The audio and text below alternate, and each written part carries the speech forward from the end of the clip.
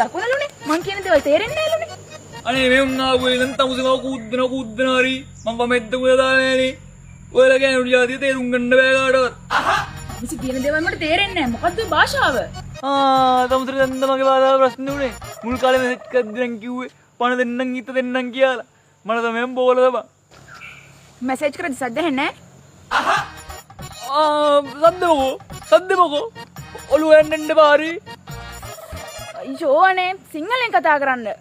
සිංහල මම අපි සිංහල හැබැයි දකුණට හරිය ඔයාලට තේරෙන්නේ නැහැ කියලා මම අපි භාෂාව මාරු කරන්න ඕනේ මොන රටේ මිනිස්සුත් අපි මෙහෙම තමයි කතා කරන්නේ. ඉර පායන්නේ දකුණින්. අපේ පැත්තේ නම් නැගෙනහිරේ.